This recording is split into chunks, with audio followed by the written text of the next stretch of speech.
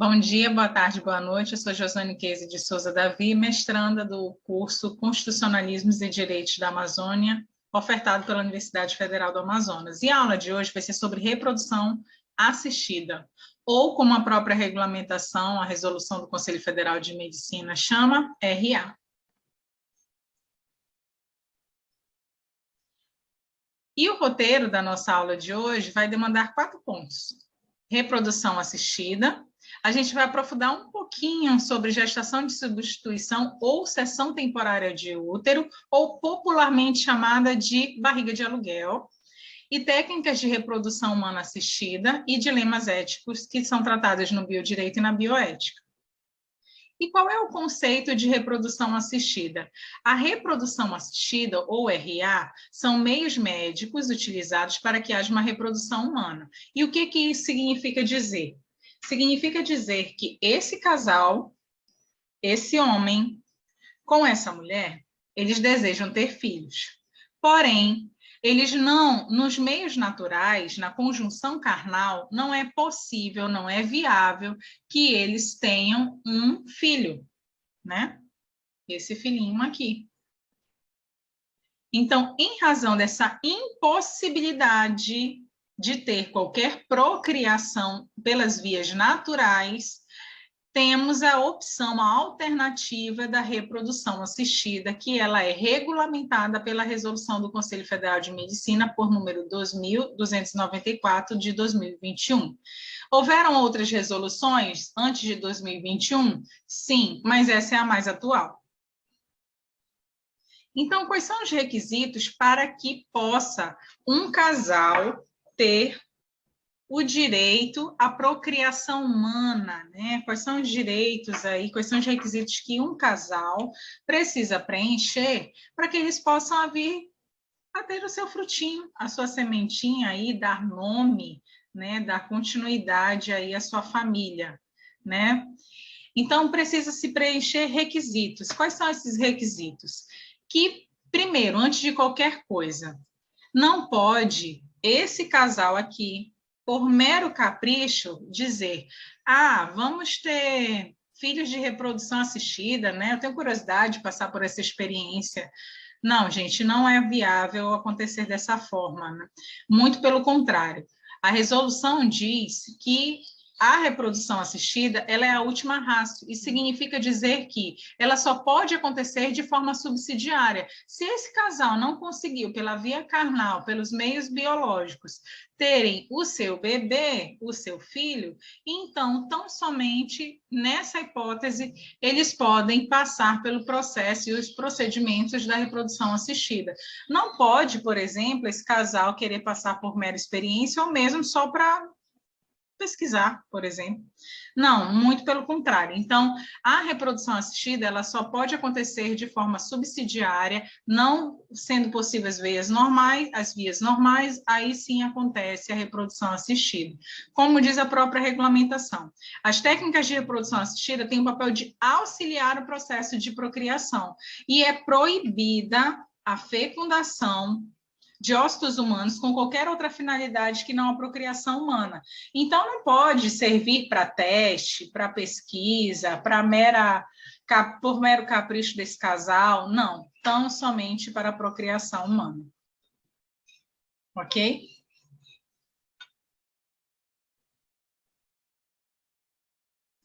Segundo requisito, que haja um médico especializado em reprodução assistida. Esse médico responsável por essa reprodução assistida, além de especialista, ele deve fazer um aconselhamento sobre todo o processo biológico, jurídico e ético. E quando a gente faz a leitura da palavra jurídico, conforme consta na resolução, a gente já imagina que pode haver a participação de um advogado. Acontece que não há essa previsão expressa, né, da palavra advogado ou advogada na resolução, mas é o que a gente imagina. E terceiro requisito, que esse médico aqui, por escrito, em uma documentação escrita, passe e esclareça todas as informações e dúvidas e riscos que esse casal aqui pode vir a sofrer, passando por o processo e todos os procedimentos que demandam esse processo de reprodução assistida. Então, esse casal e todos os envolvidos nos procedimentos de reprodução assistida devem assinar o termo de consentimento informado, dando ciência de tudo que pode vir a acontecer. Então, a gente vai abordar e aprofundar essa reprodução assistida, ela acontece pela via artificial, ou seja, é uma inseminação artificial, algo interno feito por uma via que não é natural, ela é artificial, ela é realizada pela mão humana, né? Ou por outros mecanismos humanos e tecnológicos. E ela pode acontecer de forma homóloga e heteróloga. Sabendo disso, a gente já imagina a homóloga, né, de um, heteróloga, de um ou mais, de dois ou mais. E é mais ou menos essa ideia mesmo que a doutrina traz para a gente. O que é, então, inseminação artificial homóloga? A inseminação artificial homóloga significa dizer que ela, por ser chamada de intraconjugal, o material genético vai pertencer a esse casal aqui, mas a fecundação ela vai acontecer fora dessa mulher e não intra, né? Ela vai acontecer fora dessa mulher, né? O exemplo, por exemplo, é o sêmen do próprio companheiro junto com o material genético dessa mulher, essa fecundação vai acontecer, né? O óvulo vai acontecer fora desta mulher aqui, ok? Já a heteróloga, o material genético não vai ser pertencente a esse casal. Enquanto que na homóloga, o material genético pertence a esse casal, mas a inseminação artificial vai acontecer de forma externa, né, a priori, a heteróloga, esse casal aqui, não tem a possibilidade de fornecer material genético. Então, ele vai necessitar de um sêmen doador. Né? O sêmen, por exemplo, não vai ser do marido, né? Vai ser ou do companheiro, ou do parceiro, vai ser do doador, ok? Exemplo, como está aí no slide. Né? O doador do sêmen anônimo precisa do consentimento do outro. O que isso significa dizer, né? O doador do sêmen anônimo, óvulo de uma das parceiras, útero de uma delas para receber o embrião. Uma curiosidade, se esse doador aqui de sêmen anônimo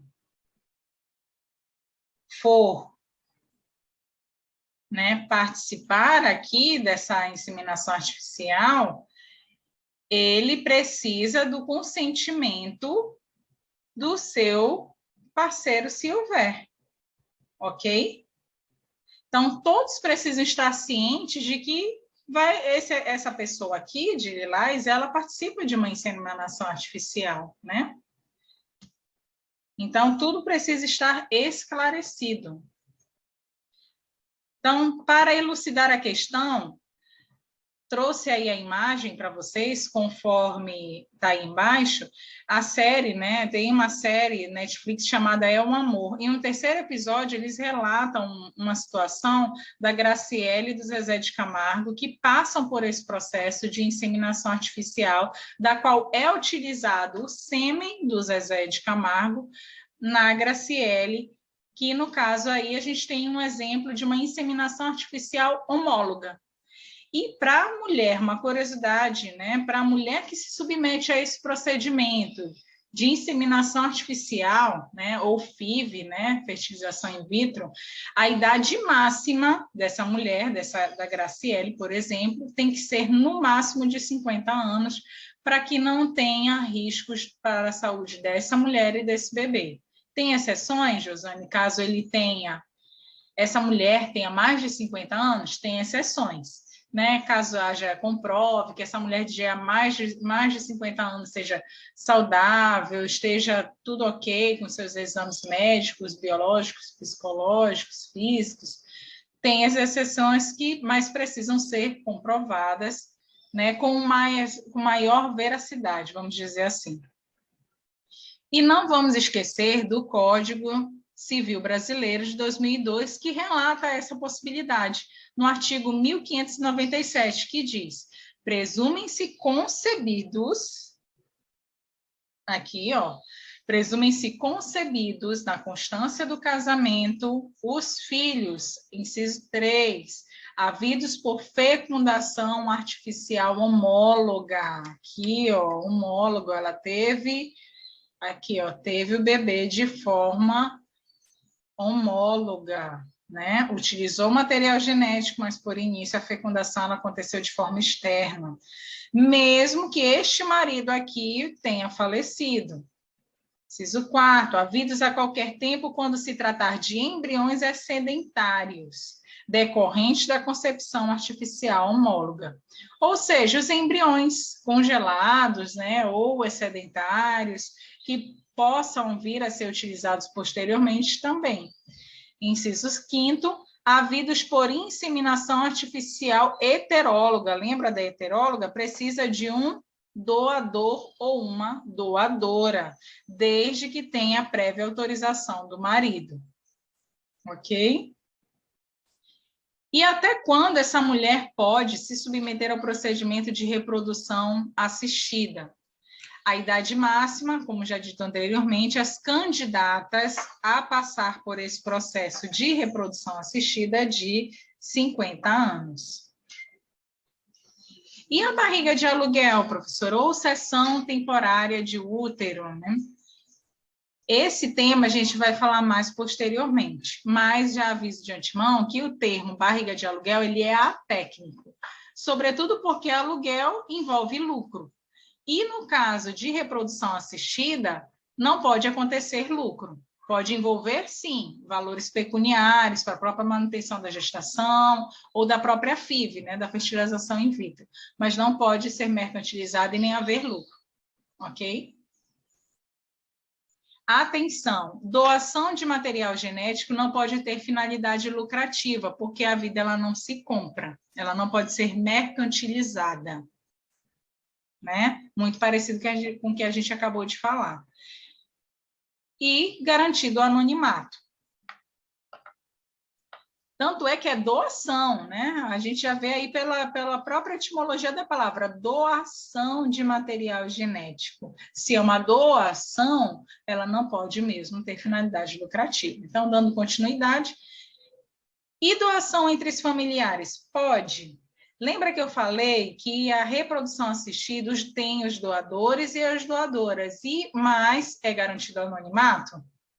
Então, tem ressalva, e essa ressalva acontece quando a doação acontece entre familiares, e essa doação pode acontecer até o 4º grau, por isso que é a exceção ao anonimato. Como diz o item 4.2, os doadores não devem conhecer a identidade dos receptores e vice-versa, exceto na doação de gametas para parentescos de até 4º grau. Lembram o que é o 4º grau? Vai até lá os primos, né? De um dos receptores, 1º grau pais e filhos, 2º grau avós e irmãos, 3º grau tios e sobrinhos, 4º grau primos, desde que não ocorra consanguinidade, né? Tem que ter todos os exames, né, médicos para que realmente essa doação entre familiares possa vir a acontecer. Então, só relembrando aí a questão do 4º grau, né? Só para elucidar, para não esquecer. Ok? Lembrando que pode acontecer a questão de não ter o anonimato, ela é exceção quando acontece entre familiares, parentes, até o 4º grau. E quais são os limites de doação, né?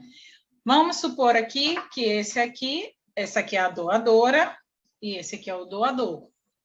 Os doadores do sêmen devem ter até 45 anos de idade, por questões médicas, biológicas e fisiológicas. Já as doadoras têm uma peculiaridade. Até 37 anos, elas podem doar 2 embriões. E mais de 37 anos, 3 embriões. Por que acrescenta 3 embriões, professor? Exatamente por conta da probabilidade de êxito. Quanto mais idade essa mulher tem, menos êxito numa gestação vai ter, né? Em regra, né? A gente sabe que tem exceções.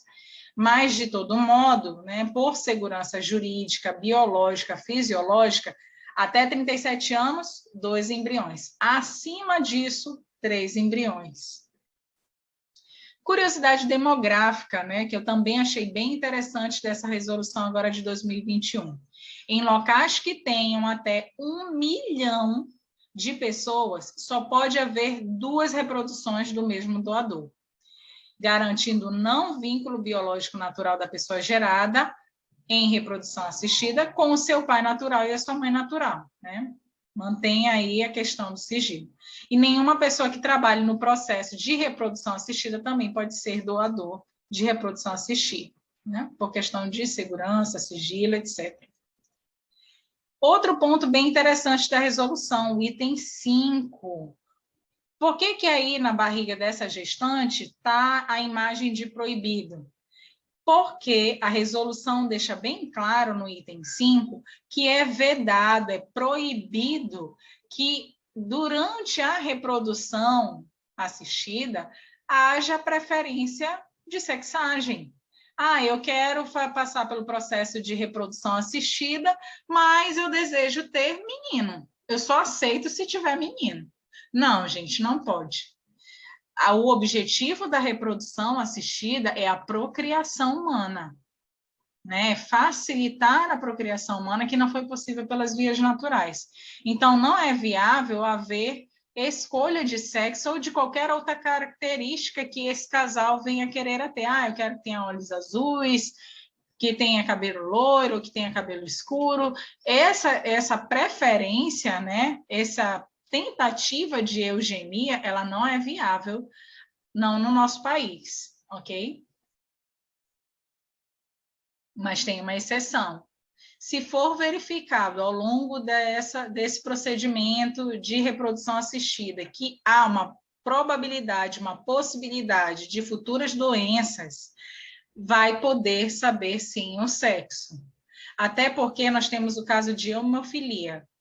O que é a hemofilia? Um distúrbio genético hereditário no qual o sangue não coagula como deveria, e um simples trauma pode levar o hemofólico a ter um sangramento sem controle por um período prolongado. E curiosidade, isso só dá no sexo masculino. Então, por essa razão, e entre outras, essa é a mais famosa, pode sim, durante o processo, durante os procedimentos de reprodução assistida, saber a sexagem, no caso, para descobrir se o bebê ele é do sexo masculino ou do sexo feminino, ok?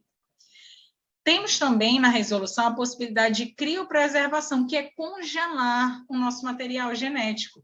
E uma curiosidade bem recente, pode ser utilizado até pós-morte, contanto que essa pessoa aqui, né, vamos supor aqui que essa mulher e esse homem, eles ambos fizeram criopreservação e esse aqui veio a falecer. E ela deseja o material genético dele, o sêmen.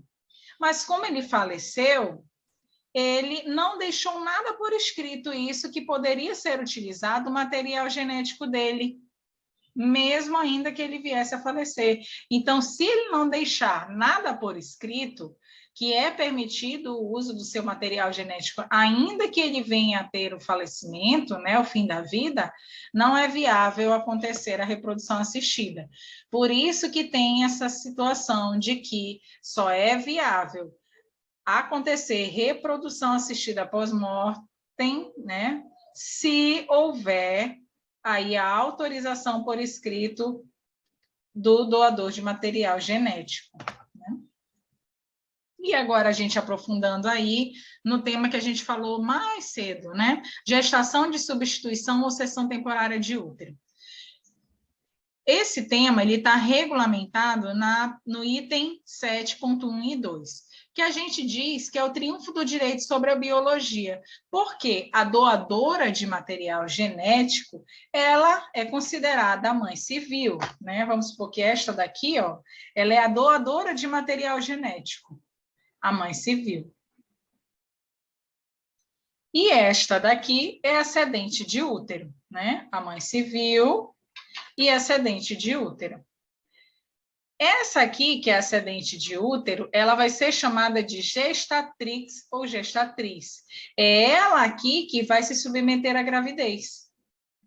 Mas essa aqui foi a que doou todo o material genético, para que a gravidez acontecesse nessa daqui. Então, quem é que é considerada a mãe para o direito? Apesar dessa daqui, de acordo com a biologia, né, que nós já estudamos lá no ensino médio, apesar dessa daqui ser considerada a mãe biológica, quem vai ser a mãe, de fato e de direito? Essa aqui que doou o material genético. Então, por essa razão, a gente chama de cessão temporária de útero ou gestação de substituição, porque essa daqui vai se submeter à gravidez, tão somente. E o que acontece? É possível, né, que outras pessoas passem por esse procedimento que sejam da família? Sim, da mesma situação, até o 4º grau, desde que não envolvam aí acertos pecuniários. Então, mais uma vez, relembrando aí a questão de parentesco, né, o grau de parentesco. E o que acontece com essa ascendente de útero? Ela também precisa, no máximo, ter 50 anos, ter, no mínimo, um filho vivo, olha aí mais um requisito, assinar o termo de consentimento informado, precisa ainda ter o consentimento do seu companheiro, olha aí os requisitos. Ela precisa ser mãe de um filho vivo, precisa ter o consentimento do seu companheiro e ter a ciência e a consciência de que ela vai gestar, mas ela não vai ser mãe. Quem vai ser a mãe? Essa daqui que doou o seu material genético para que ela fosse a gestatrix. E, além disso, ela precisa ter baixíssima possibilidade de risco, ok? Doação personalíssima, é isso que a gente chama no ECA.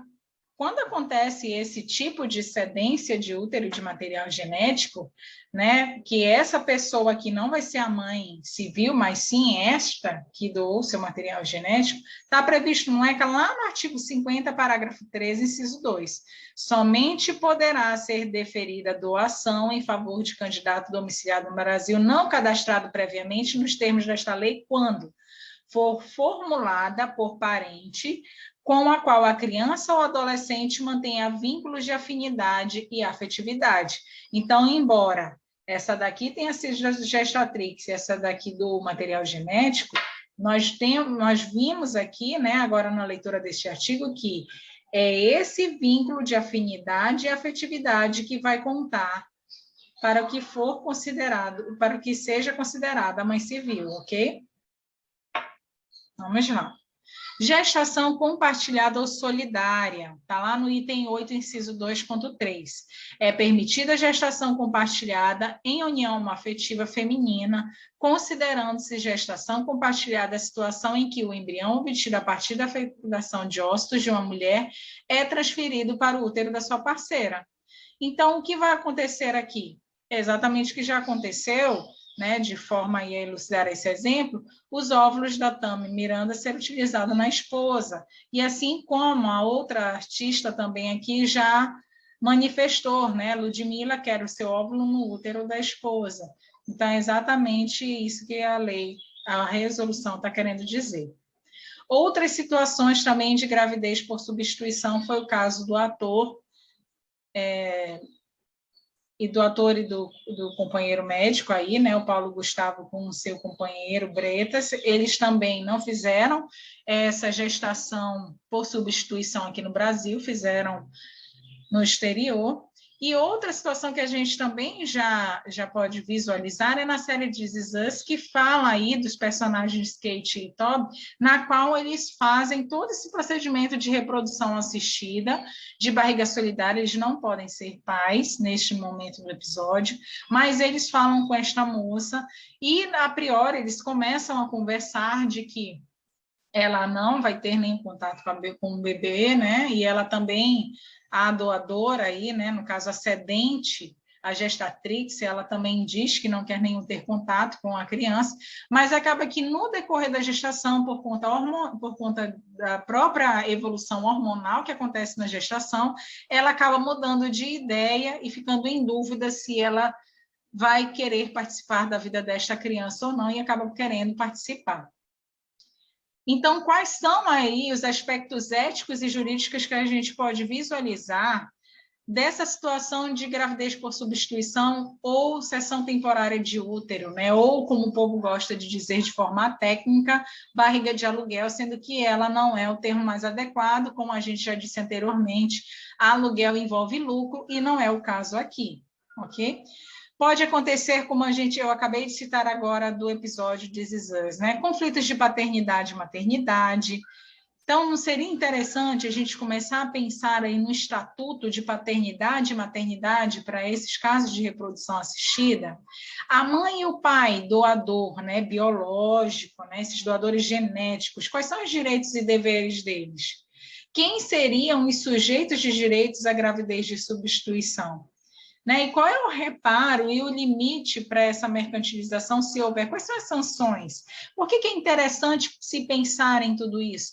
Porque todas essas questões ainda estão omissas, elas estão nem omissas, mas inexistentes na resolução do Conselho Federal de Medicina.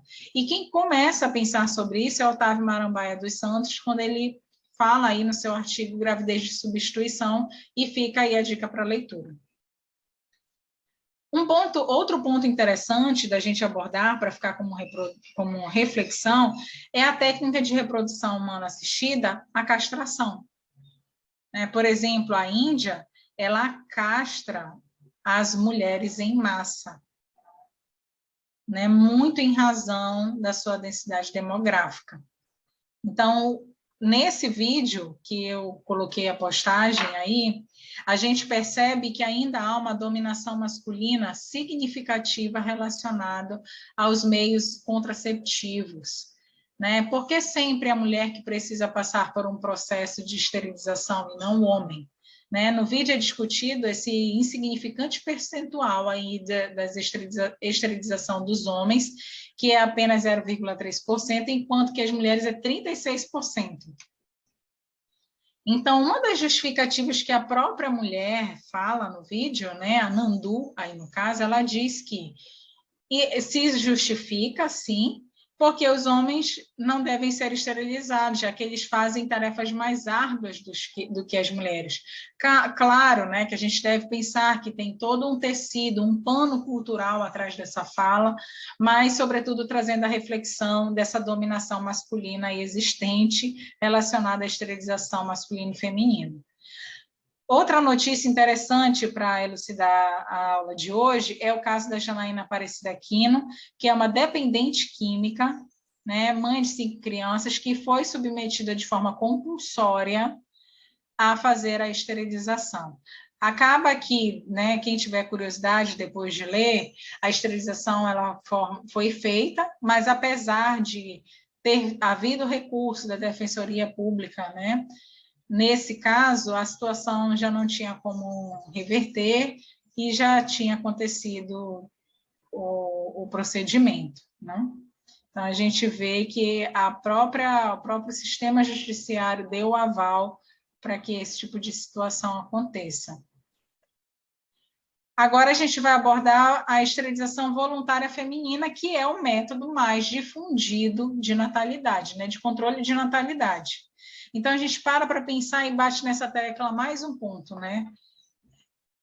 É um disfarce, né? Será mesmo que é voluntária? Será que não tem uma dominação masculina, né? Uma cultura relacionada a isso? Envolve a saúde materna, a saúde reprodutiva? É uma escolha da mulher ou é um enraizamento cultural construído para que a mulher seja esterilizada e o homem não? Então, por isso eu trago para vocês aí essa imagem do projeto-lei 4083 de 2020, que busca aí fazer a alteração do artigo 10, parágrafo 5º, para que não haja necessidade do consentimento de um cônjuge para a pessoa ter a escolha de fazer uma esterilização, por exemplo. Porque o que diz, né, a lei de planejamento familiar? A lei de planejamento familiar, ela fala que precisa do consentimento do companheiro para que a mulher tenha a alternativa de fazer essa opção. Então, vem aí o projeto-lei que ainda está precisando aí da sanção presidencial, né? Em última consulta, estava ainda se tinha sido aprovado o parecer, né? Aí, dia 20/10/2021. Outro ponto interessante da gente abordar da técnica de reprodução humana assistida é a mudança artificial de sexo, que é uma hipótese aí dos travestis, que é essa castração voluntária. No Brasil e na Itália não tem regulamentação específica para isso, mas a gente já sabe que pelo SUS é ofertada essa possibilidade, mas na lei sueca, na lei alemã, dinamarquesa e norueguesa, ela já tem regulamentação já afirmada sobre o tema. Então, o que a gente percebe de tudo isso que a gente acabou de falar? Que a reprodução assistida ela não pode acontecer por mero capricho do casal, independente desse casal ser hétero ou homoafetivo. Então, o que ocorre? A reprodução assistida ela vem para ser um auxílio a esse casal que pretende fazer e executar a procriação humana. Haja vista que precisa de toda uma consciência, né, e esclarecimento para passar por esse procedimento. Então, precisa, sim, saber o que é reprodução assistida, precisa ter o consentimento de todos os envolvidos, precisa ter saúde para que haja, sobretudo dos doadores, né, tanto masculino quanto feminino, para que essa reprodução aconteça. Outro ponto que a gente abordou também e aprofundou foi relacionado à barriga de aluguel. Lembrem que não é um termo técnico a ser utilizado, porque aluguel envolve lucro, né? Vocês já estudaram os contratos aí de aluguel. Então, quando a gente fala barriga de aluguel, é um termo que não é muito recomendado, como já disse anteriormente. Qual é o termo certo? Cessão temporária de útero ou gestação por substituição, ok? Então, com todas essas discussões que nós trouxemos, sobretudo sobre a esterilização voluntária, compulsória, que é conflitos de paternidade e maternidade, quem são os sujeitos de direito, né, desses doadores de material genético, quem são esses sujeitos de direitos da reprodução assistida, a gente percebe que, como diz Maria Helena Diniz, o direito não é lacunoso, mas há lacunas. E eu espero que vocês tenham compreendido e fico à disposição, ok?